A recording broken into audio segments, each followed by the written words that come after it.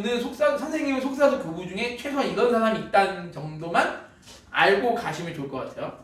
자, 일단 속사도 교부는 사도들 바로 뒤를 이어서 교회를 리드하는 사람들이라고 생각하시면 돼요. 사도들이 몇 명을 말하는 거죠? 12명인데 사도들 바로 뒤를 이어서 교회를 리드하는 사람들을 속 이어졌다. 준사도예요. 준사도. 이 사도들을 우리가 이제 얘기하는데 그러면 굉장히 그 당시 교회에서 영향력이 컸겠죠. 그러면 이 속사도 교부들의 가장 큰 임무는 뭘까요? 자, 힌트. 사도를 이어서 바로 뒤이어서 교회를 리드하는 사람들은 속사도라고 그러는데 그 이 속사도들의 가장 사명은 이 사명이 긴박한 사명일까요? 아니면 좀 느슨한 사명일까요? 긴박한 사명이죠. 자, 긴박한 사명이라 그러면 대답이 나올 수 있어요. 어떤 면에서 대답이 나오죠? 왜 긴박한 사명? 이 어떤 긴박한 사명이죠? 말씀이 끊길까봐 그거를 전달을 해야 돼요. 아, 예, 자, 우리 장로님 말씀 잘했어요. 말씀이 끊길까봐 말씀의 중단을 저지 말씀 역사의 중단을 저지. 자, 그 다음에 늘 우리가 베드로 전후서 제가 설교할 때 늘 강조했던 거, 교회가 어떻게 되죠? 핍박을 받잖아요. 그 핍박을 받으면 그 핍박 가운데 신앙인의 수가 늘어날 수도 있겠고 어느 지역은 적어질 수 있겠죠. 그럼 늘어나는 이들에게는 이 속사도의 임무가 있고 적어지는 핍박을 통해서 신자들의 수가 적어지면 적어질수록 또 속사도들의 임무가 있겠죠. 그게 뭘까 그게? 예를 들어서 집사님이 아주 유명한 대한민국의 첫 번째 가는 셰프예요. 근데 이제 갑자기 집사님 나이가 90세예요. 근데 집사님이 세상을 떠나게 됐어요. 그럼 그거를 이어갈 사람이 존재해야 되잖아요. 그럼 집사님은 그 사람을 발굴해내야 되잖아요. 그 사람을 발굴하는 이유가 뭐예요? 전수시키잖아요. 전수시켜서 어떻게 하려고? 집사님의 그 셰프로서의 그 실력을 전수시켜서 그와 여금 다시 그 맛을 잃어버리지 않게 하는 거죠. 그래서 고객들에게 만족을 주려는 거잖아요. 또 그 사람은 또 다른 또 밑에 또 전수할 거고 똑같은 거라고 보시면 돼요. 네. 이 속사도들은 결국에는 예수님의 사도들 바로 5분만 늦게 가세요. 사도들 바로 뒤를 이어서 교회를 리드한 사람들이 속사도인데 이 속사도들의 역할은 아주 긴박한 사명이었어요. 뭐야? 장로님 말씀하신 대로 사도들이 받았던 말씀을 계승해서 유지해 나가야 될 사명인 거고, 두 번째는 뭐예요? 두 번째는 핍박 가운데서 신앙이 예수 믿으면 죽여버리잖아. 그러면 집사님 같으면 쫄 수도 있잖아요. 쫄아가지고 신앙을 배교할 수도 있잖아요. 배교를 하지 않고 더 믿음을 굳건히 세워주는 역할을 누가 하는 거죠? 이 속사도들이 하는 거죠. 그리고 또 근데 핍박 가운데 믿음이 또 강해지는 사람들이 있어요. 강해지는 사람들은요, 웃긴 게 뭐냐면 믿음이 막 열정적으로 좋은 사람들은 어떻죠? 믿음이 열정적으로 좋은 사람들은 이상하게 신비주의로 빠지는 경향이 돼요. 이거를 방지해준 역할도 누가 한다? 속사도들이에요. 어떤 역할을? 전통을. 어떤 전통? 사도적 전통. 사도적 전통을 알려주는, 이 사도들의 전통을 계승 발전, 누구에게? 이단으로 빠질. 초대교회 참 웃긴 게 우리 지금 마찬가지냐면요, 초대교회 영지주의나 그런 종말론. 네, 그런데 빠진 사람들이 다 대부분 친한 열정적인 사람들 빠졌어요. 그러니까 주변에도 지금 그래요. 지금도 열정적이신 분들이 그쵸. 교주도 되고 이단. 그쵸. 다 그런단 말이에요.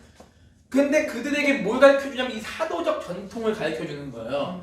그래서 사도적 전통을 계속, 이 사도들의 전통을 계속 계승 발전시킨 역할을 누가 하냐면 이 속사도들이 하는 거죠. 그래서 우리가 이 사도신경이, 그런 차원의 사도신경을 이해하시면, 왜 이 사도신경이 왜 존재하게 됐는가를, 그리고 우리가 왜 예배 시간 때마다 사도신경을 우리가 고백하는가를 이해하기가 더 쉬울 거예요. 그게. 그래서 이제 속사도들의 역할이 그런 역할이에요. 그런 역할이 또 하나 뭐냐면, 사도들은 유일하게 사도들만 가지고 있는 특징이 있어요. 뭐죠? 사도들만 가지고 있는 특징이? 뭐 치유하고 이런 거? 그 능력을 사도들이 갖고 있어요. 요 능력을. 속사도들에게도 그런 능력이 있는 사람이 있어요. 있는데 속사도들에게 있어서 더 중요한 건 뭐냐면 성경의 정경을 수집하는 자들이 누구였냐면 이 속사도들이었어요. 예를 들면 베드로가 쓴 베드로 전후서, 요한이 쓴 요한복음 이런 것들을 누가 정리하냐면 요한복음, 베드로 전서는 요한의 제자인 폴리갑이 정리를 해요. 그 마태복음은 오늘 우리가 배울 이그나티우스라는 사람이 수집을 한단 말이에요. 이런 속사도들의 역할이 없다면 오늘 우리가 가지고 있는 성경이 보존이 안 될 수도 있는 거죠. 그런 역할을 이제 하는 거예요. 이 속사도가 그래서 중요해요. 나중에 속사도 지나면 이게 변증가가 나옵니다. 변증가가 나오는데 그건 이제 좀 지나서 보고, 변증가는 말 그대로 교회가 핍박을 당하는 데 있어서 집사님이 저를 막 핍박해요. 막 죽여버리고 맨날. 그러면 박호준한테 나와가지고 집사님한테 강유석이라는 사람이 이런 좋은 사람인데 왜 이 사람을 죽이려고 하느냐, 왜 미워하느냐, 이 사람 나쁜 사람이 아니라 변호해준 역할. 기독교의 로마 제국에게 변호해주는 역할을 하는 사람들이. 변호사라는 직업이 있어? 근데 이제 변호사 안 하고 변증가라고 많이 하죠. 변증가가 많이 하는데 이 변증가 중에 또 속사도 교부가 되게 섞여 있는 사람들이 있어요. 그래서 이제 여러분들이 속사도 하면 많은데 오늘 이 정도 이름만 기억하시면 좋을 것 같아요. 뭐냐면 일단은 여러분이 반드시 아셔야 될 분이 이그나티우스예요. 이그나티우스고, 그리고 두 번째가 폴리카비가 있죠. 폴리카. 폴리캅. 네, 세 번째가 누구냐면 그 다음에 네 번째가 있어요. 여러분이 흔히 잘 아는 분 한 분 있습니다. 또 흔히 잘 아는 분 헤르마스라고 있어요.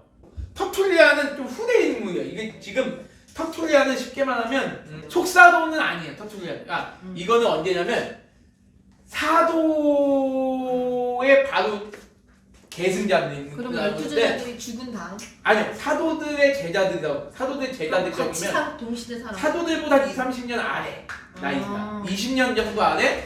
자, 그러면 여기서 이제 그럼 이게 여기서 이렇게 얘기할게요.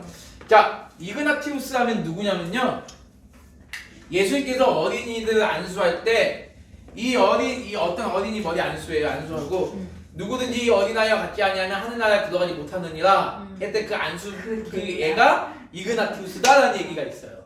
그러니까 예수님이 성경에 예수님이 그 누가복음에 누구든지 아이와 같이 되지 아니하는 자는 하나님 나라에 들어갈 수 없느니라 라고 했을 때 그 아이가 이그나티우스다라는 얘기가 있고요. 폴리갑은 누구냐면 폴리갑은 성모나비의 교부인데 예수님 왔을 때 아이들이 막 달려와요. 예수님 하면서. 근데 제자들이 막 꾸짖으면서 막 예수한테 가지 말라고 하잖아요. 그때 맨 앞에 섰다는 애가 폴리갑. 그거 폴리갑. 맨 앞에. 근데 이런 얘기들이 다 어디 나오냐? 다 천주교에서 나오니까. 천주교. 그렇게 신빙스럽네. 신빙성이 없다고요? 천주교에서 지원해. 만들어낸 얘기죠. 네, 이게 다. 근데 그럴 수도 있을 것 아니 같아요. 근데 저 인물들 자체는 실존 진실이니까. 인물이니까. 저 인물들 자체는 진실. 근데 인물들은 진실인데 아무튼 이런 애기가 당시 이그나티우스의 나이가 5살이었대요. 예수님이 안수했다는. 그리고 폴리갑이 7살. 일로 와. 자, 우리 영민 선생님은 오늘 요 4명은 기억하시면 될 것 같아요.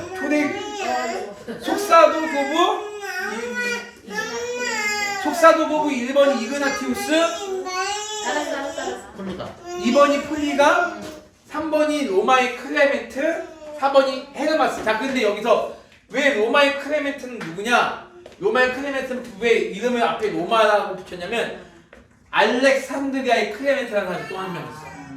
알렉산드리아의 클레멘트라는 사람이 또 한 명 있어서 일부러 그 구분하기 위해서 로마의 클레멘트라고 이름을 지었어요. 자, 이 4명은요, 여러분께서 속사도 교부에서 반드시 기억해야 될 분들. 예, 헤르마스는 그리고 또 이제 중요한 분야 속사도격 중에 여자 속사도들도 있습니다. 여자 속사도도 있는데 그건 이제 다음 시간에 이제 알아보도록 하겠고요. 이그나티우스에게 있어서 제일 제일 중요한 거는 이그나티우스에게 있어서 제일 중요한 거는 뭐냐면 신약이라는 말을 처음으로 사용한 사람이에요. 이분이 신약, 구약과 시작하는 신약이라는 말을 처음 사용한 사람이고, 이그나티우스에게 있어서 또 중요한 건 뭐냐면 어떤 사람이 진정한 그리스도인일까요? 자, 이그나티우스의 이게 이그니스거든요. 이그나티우스 이게 이그니스예요. 이그니스인데 이게 뭐냐면 불의 심장을 가진 사나이란 뜻이거든요. 불의 심장을 가진 사나이. 이그나티우스는 굉장히 열정적인 사람이에요. 예수님을 위해서라면 죽음도 불사하겠다고 말했던 사람이에요. 그러면 이그나티우스가 말하는 진정한 신앙인은 뭘까요? 순교해야 돼. 이그나티우스에게 있어서 진정한 그리스도는 순교하는 자가 진정한 크리스찬이다. 그래서 실제로 이그니스란 말이 불의 심장을 가진 사나이인데 이그나티우스 이름이 그 뜻이거든요. 근데 진짜 열정적으로 그렇게 살다가 나중에 짐승에게 물어뜯겨서 죽임을 당해요. 이그나티우스. 짐승? 왜 짐승한데요? 로마는 그 박해 중에 하나가 방법이 뭐 예수님 믿는 사람들 박해하는 방법 중에 하나가 맹수를 한 달 동안 굶긴 다음에 풀어서 그 다니엘 그런 것처럼. 그쵸. 한가운데 예수님 믿는 사람들은 묶어놓고 막 물어 뜯어 죽이는 그 너무 잔인하게 죽인다. 쿼바디스라는 영화 보시면 이게 아주 잘 나와 있죠. 예, 그래서 이 이그나티우스가 거의 사도 요한보다 10몇 년 뒤에 죽어요. 사도 요한이 98년 정도 죽고 이그나티우스가 112년 이렇게 죽어요. 사도 중에서 제일 첫 번째 1호. 그러면서도 순교자로 이제 기록이 남죠. 그래서 이제 이그나티우스가 말하는 그리스도인의 특징, 참된 그리스도인은 순교하는 자만이 참된 그리스도인이다. 자, 요거 어떻게 보세요? 순교하는 자만이 참된 그리스도인이다. 이그나티우스는 저렇게 얘기를 하거든요. 근데 이 시대에 순교가 모르겠어요. 이분이 말하는 순교는 정말 물리적인 순교만을 순교라고 하는 것인지 어떤 영적인 개념에서 순교 이야기는 모르겠는데 아무튼 이분은 이렇게 죽어요. 정말 죽어요. 죽고 굉장히 아무튼 열정적인 분입니다. 아무튼 이그니스는 특징이 뭐냐면 또 하나의 특징이 뭐냐면 이그니스는 예수님의 재림이 이분은 예수님의 재림이 당시 교회는 종말론적인 공동체였다 얘기했잖아요. 이분은 예수님의 재림은 분명히 우리 시대에 오지 않을 것이다라는 얘기를 해요. 우리 시대 그래서 저런 이상한 종말론이 현혹되면 안 된다. 이상한 종말론이. 네. 그러면서도 이제 종말론적 교회는 종말론적인 공동체가 되어서는 안 되고 제도적인 교회가 되어야 된다라고 말하는 분이에요. 그 시대에. 네. 그 시대에. 그렇죠. 이게 되게 중요한 거예요. 말씀하세요, 목사님. 아니 이 시대를 이해하는 게 되게 중요해요. 그러니까 그 시대에 그런 발언을 했는데 그러니까 그게 되게 놀라웠다. 놀라운 거예요. 그게. 네. 이미 제도적 교회가 없었을 네, 당시니까. 그러니까 종말론적 그리고 이분은 카리스마를 인정해요. 교회의 어떤 은사를 인정해요. 은사를 인정하지만 그 교회가 은사 중심으로 가면 안 된다고 얘기를 하는 거예요. 되게 건강하신 분이네. 네. 예, 건강. 근데 딱 하나 마음에 걸리는 거는 순교하는 것만이 참된 기독교인이다라고 얘기를 하는 게 나는 그게 좀 걸리. 저는 그게 좀 걸려요. 자기가 죽기 전에 얘기했겠죠? 아니 근데 검사님 그것도 굉장히 맞는 말이었잖아요. 맞는 말이잖아요. 왜냐하면 그 시대적 배경을 이해하면 이그나티우스의 그 순교하는 것만이 참 신앙이라고 얘기하는 것이 굉장히 합당한 네, 그렇죠. 그 시대적 배경을 이해하면. 그렇지 않고도 수교도 물론 그 당시에 죽지 않은 사람들은 좀 도망해서 아니면 피해서 아니 그런 개념보다는 네. 아니 그런 사람들도 있었을 거예요. 다 죽진 않았을 거예요. 예수 믿는. 네. 네. 그러니까 그 당시에 내가 그리스도인이라고 말하는 것은 곧 죽음이에요. 근데 그 이그나티우스 이걸 한번 보세요. 그럼 이건 그 다음 얘기가 뭔지 한번 생각해 보세요. 많은 사람들이 이그나티우스를 살리기 위해서 노력을 해요.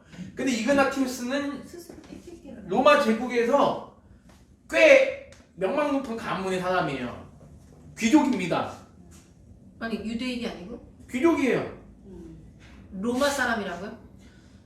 그러면 반은 로마, 반은 유대인이라고 보시면 돼요. 아. 네, 근데 이제 엄마가 로마인인지 아빠가 로마인인지 모르겠어요. 아무튼 자 그러면 자 볼게요. 막 황제가 회유를 해요. 그 로마 그 관리들이 회유를 해요. 그리고 수많은 그리스도인들도 이 이그나티우스를 살리기 위해서 막 노력을 해요. 그래서 황제도 주려고 그래요. 부인하면 살려주겠다. 그리고 막 수많은 사람들이 살려주려고 해요. 근데 이그나티우스는 자기가 스스로 나는 죽겠다 그래요. 난 예수님 위해 죽겠다. 부인하지 않겠다. 예. 이거에 대해서는 어떻게 생각하냐? 그러니까 이 사람은 그런 거 아닐까요? 나는 좀 당당하게 숨어서 믿지 않고 예. 당당하게 내가 부인하지 않겠다. 예. 그러니까 자기 양심상 예를 들어 너 예수 믿으면 죽어 이렇게 했는데 물론 난 예수님을 믿지만 그 앞에서는 부인할 수도 있잖아요. 그러고 자기 생명을 위해서 그러니까 그 신앙을 봤을 때 하나님 또 그럴 경우는 하나님께서 물론 그 사람이 그 이후에 뭐 회개를 했는지 이런 거는 모르겠지만 만약에 뭐 그 부분에 있어서 만약에 그렇게 했을 때 이그나티우스는 그거를 인정하지 않았던 게 아닐까? 그러니까 부인하는 거. 그럴 수도 있겠죠. 그러니까 자기 양심상 자기 신앙이 아니고 자기는 허락하지 않고 왜 멸종의 사람이잖아. 그럴 수도 있을 것 같아요. 그 이유도 있고 또 하나는 뭐냐면 이그나티우스는 이런 생각을 하게 됩니다. 뭐 어떤 생각하냐면 내가 만약에 여기서 부인을 해서 거기 살아나서 예수님을 전하게 된다면 수많은 교회 지도자들한테 미치는 부정적인 효과가 너무나도 파격적으로 커질 것이다. 훌륭하다. 우리나라의 이 신사참배 때 생각하면 정말 예를 들면 이거예요. 제3음식을 먹는 목사님이 있는데 나는 제3음식 먹는데 제3음식 먹는 것을 많은 사람들이 봐요. 목사가 제3음식 먹네? 그러면 많은 사람들이 다음 목사님한테 다음 목사님만 만날 때 그분이 제3음식 안 먹어요. 야, 저 목사님 먹는데 왜 너는 안 먹냐? 이렇게 돼버리면 그 부정적인 파급 효과가 너무 커버리잖아요. 믿음의 레벨이 다르네.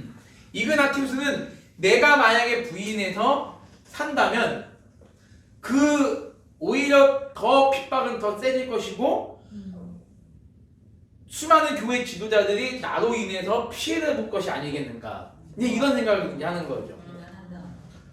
그래서 나는 그리고 자기가 속사도잖아요. 네.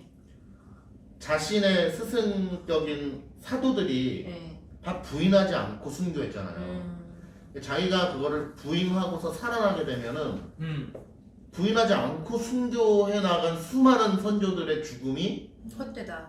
헛될 수도 있다고 생각을 하더라고요. 교부들이, 속사도들이 그런 생각들을 많이 하더라고요. 그러니까 네. 물론 그런 생각도 하나님이 허락하신 은혜가 있기 때문에 가능하다고 믿지만 그럼요. 감히 우리로서는 상상할 수 없는 그래서 이제 그래서 이 로마 정부에서 로마 조정이죠. 그다음에 로마 조정에서 이그나티우스 어떻게 하냐면 쉽게 안 죽여요. 처음에 어떻게 하냐면 끌고 다닙니다. 이곳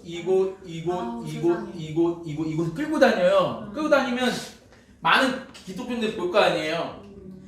기독교인 보면 이렇게 자기 교회 지도자들이 끌려다니는 모습을 보면 그 사람들의 기분은 절망감이겠죠. 절망감. 우리의 든든한 지도자가 이렇게 끌려다니는구나. 우리의 든든한 그렇게 지도자가 일부러 보여지게 남들. 네네. 그러면서 교회가 더 무너지게 만드는 거죠. 그런데 오히려 이 이그나티우스는 자신의 이제 순회 공연이에요. 말 그대로 순회 공연을 하면서 수많은 그리스도인들에게 절대 절망하지 마라. 하나님을 믿는 자들의 삶은 이렇게 끌려다니는 것이다 라는 얘기를 하는 거죠. 그 순간에도 얘기를 해요? 말을? 그러니까 쉽게 말하면 그 소가 이제 나무로 된 이렇게 우리 사극에 보면 안에 사람 우리의 태우는 그래 소가 아니 그 순간에 말을 전하냐고. 그쵸 말을 하는 거죠. 그게 설교지. 돌아다니면서 설교죠. 예. 돌아다니면서 설교죠. 끌려다녔다라는 게 실제로 그 사극에 보면은 그 마차의 감옥처럼 그건가요? 아니면 유배를 당했다는 뜻인가요? 끌려다닌 거죠. 소가 뒤에 물리적으로? 고문이지 고문. 그러면서도 끝까지 왜냐 이 로마 교정에서는 어떻게 해서든지 이 이그나티우스 죽이지 않으려고 그런 거예요. 왜냐면 자기 민족이기도 하기 때문에. 민족이고 보여줘야 되니까. 상류 이렇게 함으로써 기독교를 좀 쇠퇴시키기 위해서. 스테이시키고 이그나티우스 회유 정책을 계속 한 거죠. 근데 끝까지 부인을 안 해요. 이그나티우스 했던 말 중에 또 하나가 뭐냐면 예수를 닮아가는 진정한 삶은 예수님을 닮아가는 진정한 삶은 순교다. 순교다. 왜냐면 이 이그나티우스는 본 게 뭐예요? 다 예수님의 제자들 순교밖에 없어요.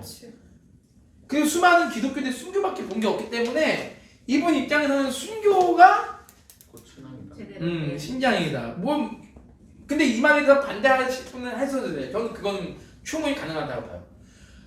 반대해 순교해야 신앙인이 아니잖아요. 뭐 우리 시대에 그것을 이렇게 직접적으로 적용할 수는 없죠. 그래서 이제 아무튼 그런 역으로 그런 생각은 하죠. 내가 만약에 그런 시대에 그런 시대? 아니면 그런 시대이면은 나도 어떤 신앙을 가졌을지 모르겠지만 지금 이 시대에 갑자기 저런 핍박이 온다면 나는 과연 예를 들어 이제 일제 시대처럼 신사참배. 뭐라든가 아니면 뭐 공산주의 사상을 가진 빨갱이들이 너 이제 북한처럼 예술 성경책을 갖고 있어서 감옥에 가서 고문을 한다든가 네가 이거 뭐 거기는 김일성을 태양신으로 인정을 해야 된다면서요? 뭐 그렇게 했을 때 내가 이렇게 총 들고 고문하는데 나는 어떨까 이런 생각을 해본 적이 있어요. 나의 믿음을 점검하는 차원에서 나는 과연 참된 믿음을 가지고 있을까? 충분히 하실 수 있어요. 있을 거예요. 왜 그러세요? 순경 밀어붙여. 내가 볼 때 제일 앞장서서 나를 죽여라. 아니야. 근데요, 순교는 나를 죽이는 건 쉽대.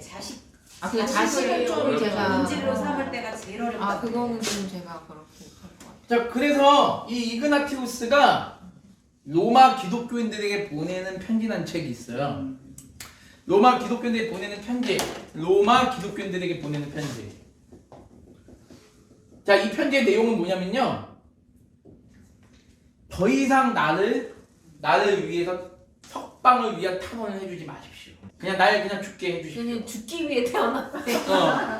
근데 이거를 가지고 자살이라고 보는 분도 계세요. 예를 들면 그 연세대학교 김균진 박사라는 분은 그 샘물결 플러스라는 거기서 책 항상 내는 분인데 그분은 이거는 이그나티우스는 자살한 거다.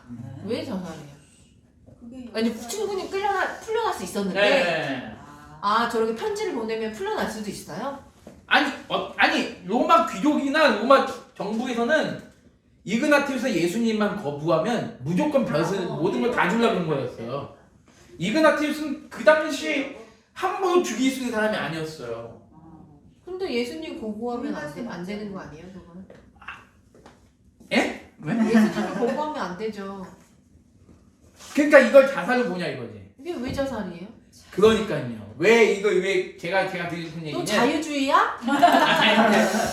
제가 말씀드린 건 뭐냐면 그 진보 신학계에서는 보세요.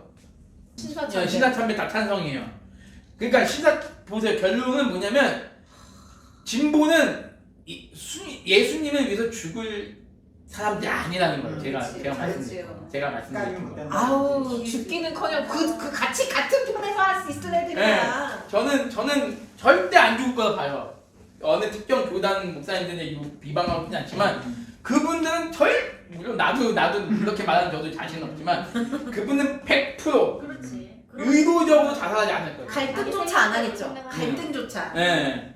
근데 아무튼 이 로마 기독교인들에게 보내는 편지를 통해서 나는 그냥 죽겠다라는 얘기를 한 분이 이그나티우스고 이그나티우스에게 또 중요한 건 성찬에 있어서 성찬을 뭐라 하는지 아는 일단에는 불사약이라고 해요. 불사약. 포도주와 떡을 뭐라 하냐면 불사조?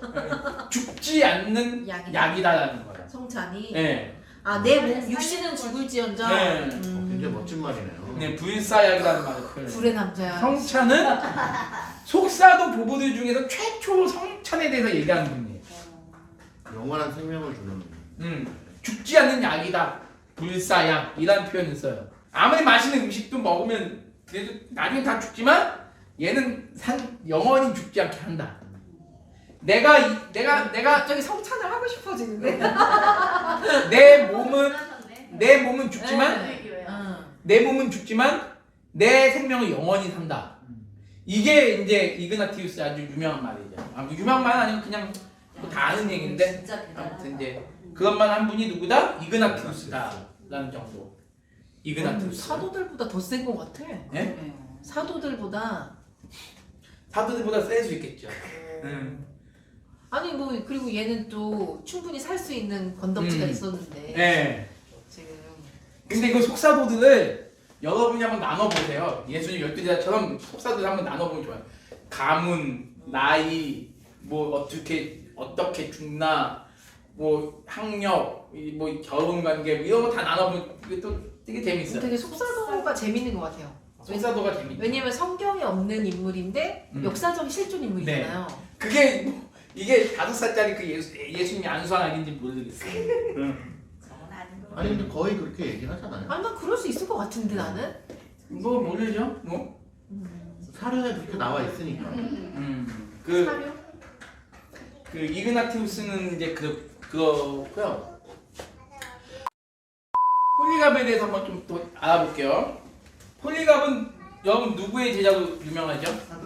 예, 요한의 제자죠. 폴리갑은 요한의 제자죠. 폴리갑은 요한의 제자인데 여러분께서 아셔야 될 건 뭐냐면 폴리갑이 빌립보 1서랑 빌립보 2서를 써요. 근데 이게 오늘날 존재하진 않습니다. 빌립보서 말고 네, 지금 빌립보 1서랑 빌립보 2서라는 게 또 폴리갑에 또 저서가 또 왜 있어요. 존재하진 않아? 뭐 저는 개인적으로 하나님이 감추어 버린 거 아니신가? 왜냐면 성경을 오해받을 수 있기 때문에. 저는 개인적으로 그렇게 생각해요. 그건 어서 할건 아니고. 폴리갑은 자 감추어버렸다는 거는 못 보겠다. 성경적이지 않은 건 아니라는 얘기예요? 성경적이지만 오히려 요거는 외경 쪽에 가깝죠. 외경 쪽에. 진리를 잘못 네. 기록할 수 있어서? 그렇겠죠. 자, 폴리갑은 로마교회 감독입니다. 자, 그러면 보세요. 폴리갑이 로마교회 감독이면 로마교회 감독이 누가 있었죠, 그 전에? 여기서 말하는 건 지금 천주교회 얘기하는 게 아니에요. 말 그대로 로마교회 감독. 수많은 학자들이 폴리갑이 바울 이후에 로마교회를 이끌었던 사람이라고 봐요. 바울이 떠나고 나서 로마 교회를 이끌었던 감독이라고 봐요. 자, 근데 폴리갑에게 있어서 중요한 건 뭐냐면 폴리갑은 어떻게 죽죠? 불에 타서 죽죠? 폴리갑은 화형을 당합니다. 몇 살에 화형을 당하죠? 86세에 화형을 당합니다. 여러분 폴리갑이 화형당할 때 했던 유명한 말이 있죠? 폴리갑도 너가 예수를 부인하면 폴리갑도요 귀족 가문입니다. 폴리갑도 귀족 가문이야. 너가 예수를 부인하면 너에게 있는 너의 모든 너에게 부귀 영화 명예 권세는 다 주겠다. 자 그러면 한번 볼게요. 이분이 이제 86세니까 아마 그게 이제 별로 이제 욕심이 없었겠죠. 내가 너무 이상하게 생각하나? 아무튼 86세 나이에 그런 걸 줘봤자 나이가 들수록 욕심이 없다니요. 90세 넓은 우리 할머니 보면 그래요? 그렇지도 않은 것 같아. 근데 폴리갑이 뭐라 했냐면 이런 말을 합니다. 예수님이 이거 다 아신 내용인데 예수님이 단 한 번도 나를 부인하신 적이 없는데 내가 어떻게 예수님을 부인할 수 있겠느냐. 그래서 폴리갑이 화형을 당하냐? 폴리갑이 사도 요한의 제자입니다. 여러분. 유명한 또 말을 남겨요. 무슨 말 남기죠? 무슨 말 남겨요? 순교와 관련된 또 유명한 말 하나 남기죠. 이거는 천주교에서 나온 얘기예요. 하늘에서 환상이 보이면서 예수님이 내려왔대요. 예수님이 내려와서 폴리갑이여 오너라 그랬대요. 네. 그래서 간 거네. 예, 그런 이야기가 있어서 폴리갑이 천주교에서는 굉장히 훌륭한 성인입니다. 이그나티우스보다 오히려 더 성인이에요. 왜요? 그래서 폴리갑 탄신일이 있어요. 천주교에는. 아우 네. 좀 폴리갑 탄식이야. 탄신일이 있어가지고 매월 4월 10일인가 아무튼 그때가 폴리갑 탄신일이에요. 그래서 폴리갑이란 세례명을 가진 남자들은 폴리갑에게 가서 기도하면 모든 소원이 이루어진다. 그리고 폴리갑은 불에 타서 죽었잖아요. 불에 뒤거나 화상 입은 사람이 폴리갑에게 기도하면 낫는다. 그건 좀 너무 미신적인데요. 아니 미신적이 다 미신적이에요. 그러니까 여러분들이 이거 아셔야 돼요. 교부 연구를 천주교만큼 한 데가 없어요. 이거는 우리가 좀 본받아야 될 부분인데 그에 못지않게 교부를 승격시킨 데도 천주교예요. 우리는 아예 관심도 없고 그렇지. 우리는 아예 관심도 없고 얘네가 미신이 뭔지도 몰라요. 그 폴리갑이 누구를 대적하냐면요. 마르키온이라는 이단을 대적해요. 마르키온이 뭘까요? 마르키온. 그 당시엔 주로 영지주의야. 그는 영지주의. 마르키온도 영지주의죠. 마르키온은 쉽게 말해서 그러니까 마르키온이 제일 핵심 뭐냐면 예수님은 육신으로 오신 적이 없다. 에이? 예수님이 육신으로 오신 적이 없다. 홀로그램이다. 이거는. 네, 예수님 육신으로 오신 적이 아니 없다. 이게 지금 예수님을 목격한 12제자가 다 죽은 다음에 생긴 거예요? 그쵸? 아. 그래서 이 마르키온의 이단으로 정지한 사람이 누구냐면 폴리갑입니다. 잘했네. 잘했군. 잘했어. 예, 마르키온을 이단으로 정지한 사람이 바로 누구냐? 폴리갑이다라는 거 기억하시면 좋을 것 같아요.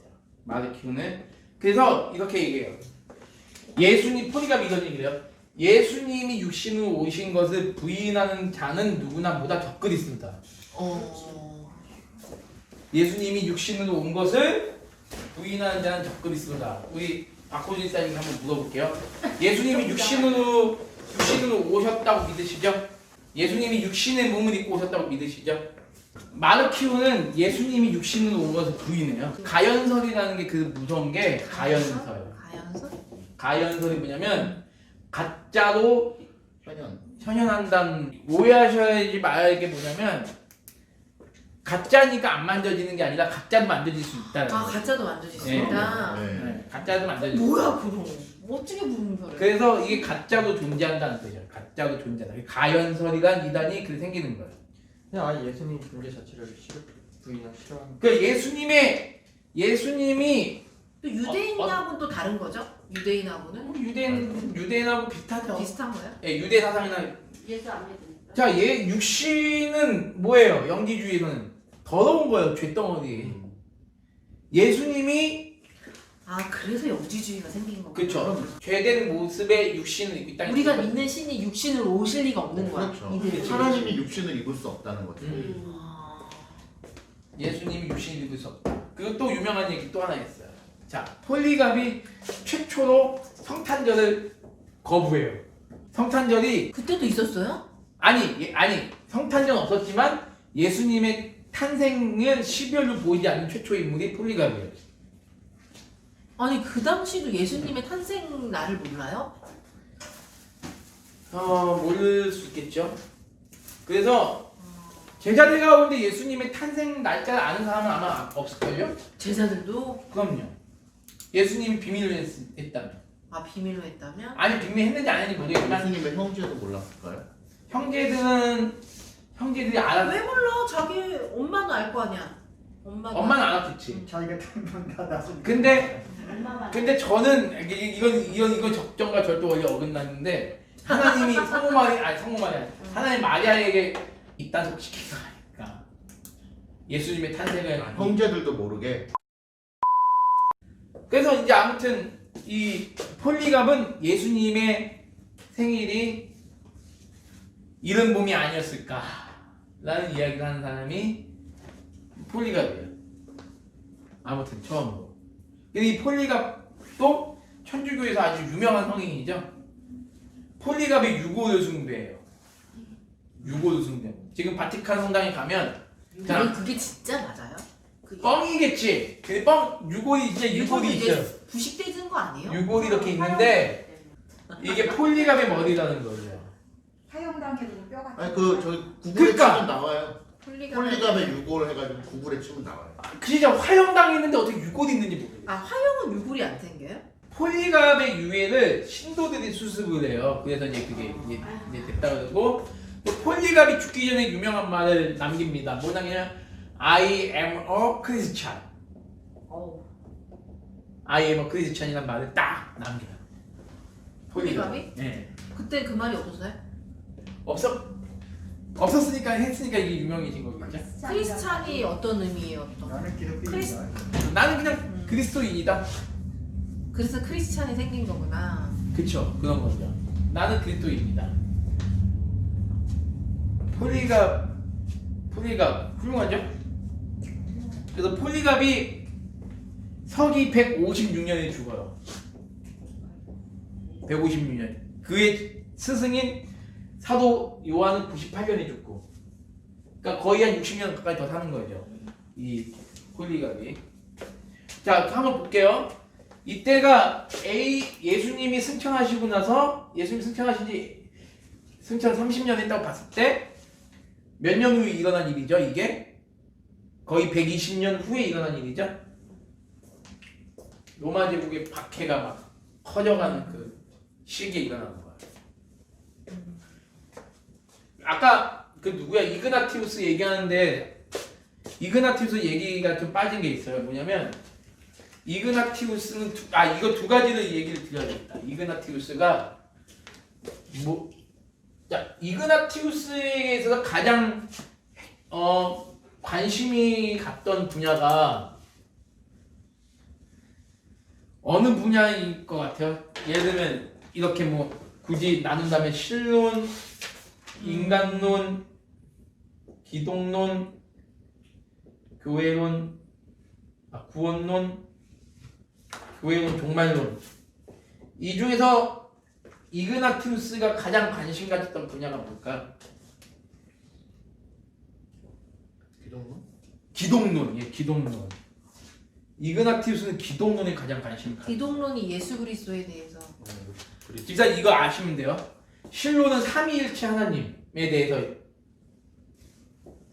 인간론은 인간, 기독론은 예수님, 구원론은 인간의 구원과 인간의 구원, 교회론, 교회, 종말론은 세상의 마지막 때, 이런 개념인 거 하시면 될 것 같고요. 왜 기독론을 가장 중시 여겼냐면 이그나티우스는 늘 예수 그리스도에 대해서 관심이 많았어요. 이그나티우스에서 종말에 대해서 관심이 없어요. 왜 관심이 없을까? 이그나티우스는 종말은 예언해. 이그나티우스에게 있어서 종말은 별로 관심의 대상이 없어요. 이그나티우스는 이런 얘기를 해요. 예수님의 종말이 스피노자랑 비슷한 얘기를 해요. 스피노자. 내일 지구에 철학자? 내일 지구의 종말이 온다 하더라도 살아남을. 이그나티우스는 이런 얘기를 해요. 예수님이 언제 오든 나랑은 상관없다. 대신 나는 내 할 일을 최선을 다해서 복음 전하는 거다. 그런 얘기를 해요. 멋있다 저 사람. 이그나티우스가. 그리고 이그나티우스가 늘 관심이 예수님이에요. 예수님. 그러니까 성찬에 대해서 결국 기독론이 성찬이거든요. 그래서 불사약이란 말을 하는 거죠. 되게 그 당시는 다 예수님한테 관심이 있을 것 같은데 다 그렇지는 않은가 봐요. 아마 근데 초대교회 거의 대부분이 초대교회 때 논쟁은 거의 대부분이 기독론 논쟁. 예수님이 누구신가? 당연히 이그나티우스도 예수님이 누구신가? 자, 그러면 이 신론은 언제부터 논쟁이 되냐면 초대교회 말기 중세부터 이제 본격적으로 논쟁이 시작되고요. 인간론은 언제부터 논쟁이 시작되면 중세가 본격적으로 천주교가 장악하면서 인간론이 이제 관심이 되고 구원론과 교회론은 언제냐면 종교개혁기. 그 종말론이 언제 관심이 많았냐면 얘네는 특히 이단에서 관심이 많았어요. 종말론은 초대교회랑 지금 현재 지금 하지. 이때 관심이 많은 거고. 웃긴 상황이죠 지금. 그러니까 그 어떻게 이그나티우스는 그 초대교회에서는 종말론에 많이 다시 오실 거라고 했기 때문에 예수님 다시 오실 거라고 믿는 이분은 왜 그런 말을 했을까요? 왜 예수님 우리 시대에 안 올 거다? 무엇 때문에? 너무 교회가 예수님의 종말만 기다리는 거예요 초대교회는.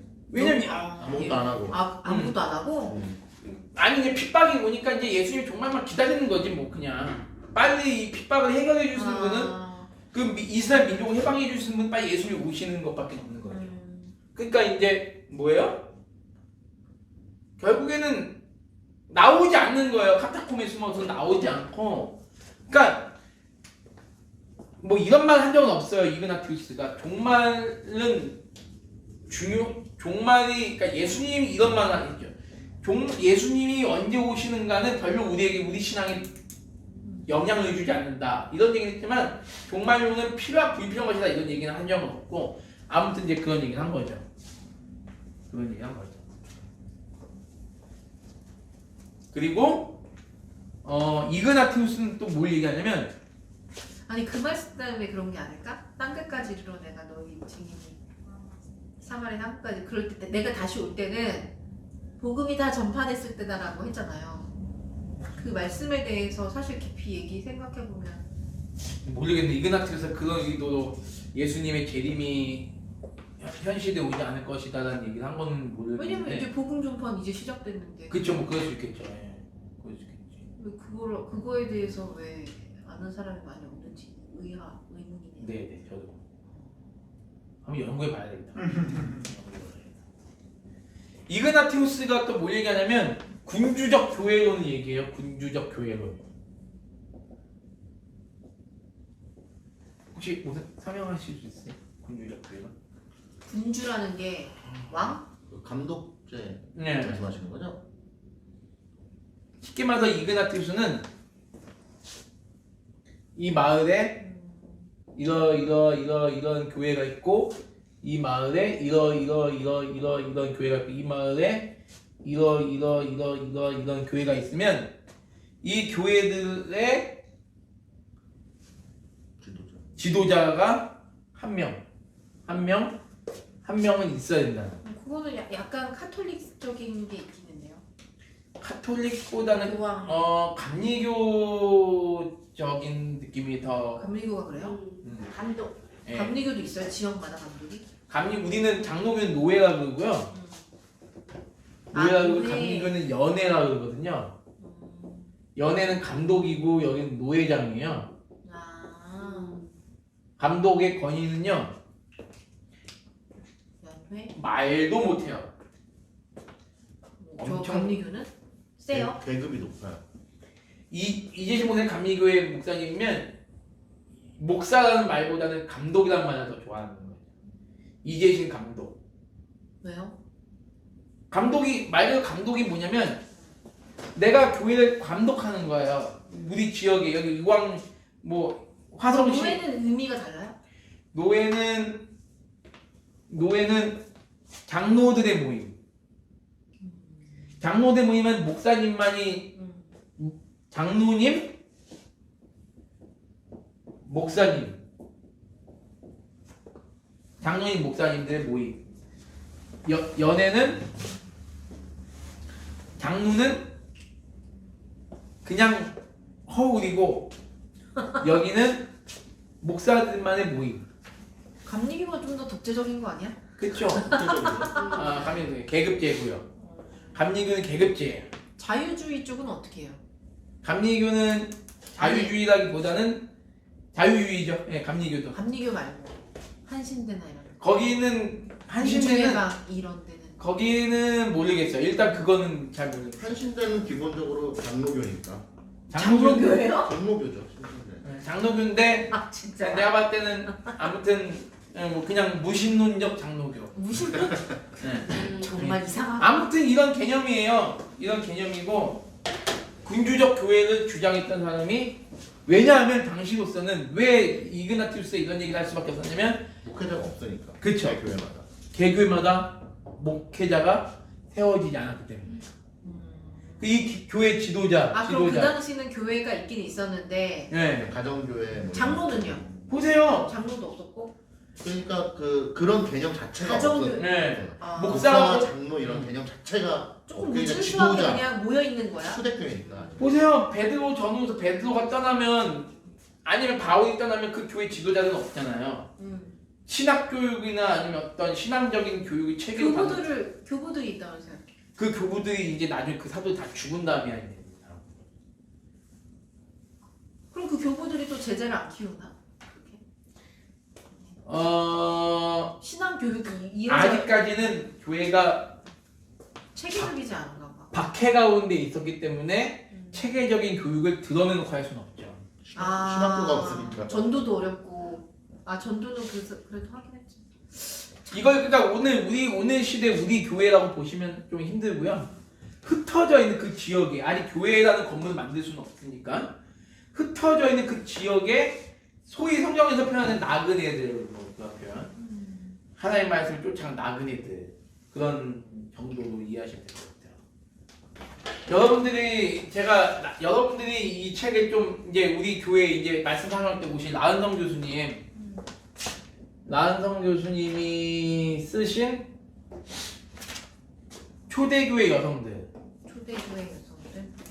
초대교회 여성들이라는 책이 있거든요.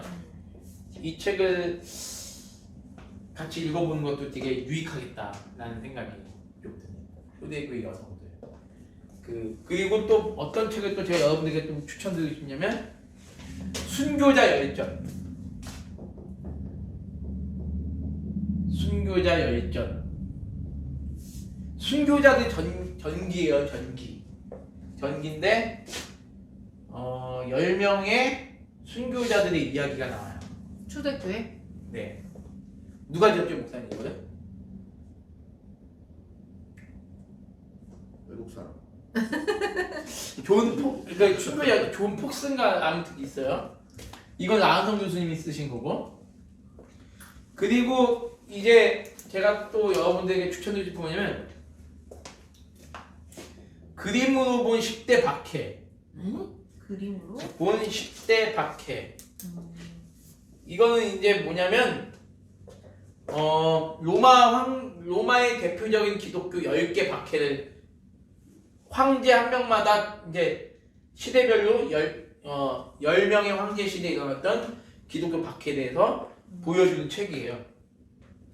근데 그림이 있나 보죠? 예, 순교당하는 장면. 특히 이제 이 순교자 열전과 이 초대교회 여성들 이 이야기는 초대교회의 여성들의 이야기가 많이 있어요. 어떤 여성은 아이를 품고 순교당할 때 아이를 품고 황소에게 찍히면서 이제 죽는. 그 아이는 어떻게 되는 거야? 아이도 같이 죽는 거죠. 그러니까 황소가 이렇게 있으면 뿔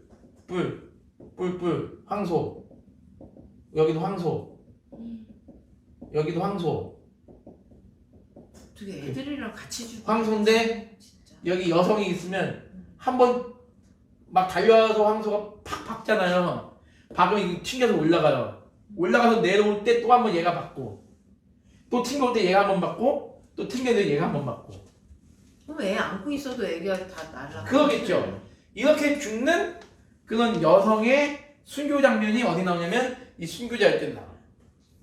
언제 이게 서기 한 200 몇 년도에 있었던 일이에요. 로마에서. 이런 내용들 읽어보면 참 눈물 없이는 볼 수 없겠다. 그래서 나은성 교수님 책에 보면 이제 이런 내용들이 있어요. 감동적인 정말. 그러니까 교회가 저는 이제 하고 드리고 싶은 얘기는 뭐냐면 이거는 나은성 교수님 똑같이 얘기하지만 여성 없이 교회가 존재한 적이 없어요. 여성들의 역할이 되게 대단해. 여성들의 역할이 되게 대단해. 특히 이 초대교회 여성들은 그냥 대단했어요. 이들이. 우리가 초대교회 보면서 이제 속사도 교부 중에 여성인도 있어요. 그래요? 물론 신비주의자도 있고. 그래서 이제 아무튼 그런 걸 보시면 이 초대교회의 순교의 피가 오늘날 교회의 자산이 되었다 사실은. 나중에 터툴리안이 이런 얘기를 해요. 터툴리안이 나중에 순교자의 피가 곧 교회의 꽃이 됐다라고 얘기해요. 아무튼 이런 이야기가 있습니다. 많이 도움이 되셨으면 좋겠네요. 네, 도움이 많이 됐습니다. 아무튼 그리고 아마 그 말씀 사경일 때 나은성 교수님이 이제 2주 오실 텐데 한 주는 아마 이런 거 얘기해 주실 거예요. 순교자에 대해서 순교신앙 얘기할 테니까 같이 기도하는 마음으로 여러분께서 해주세요.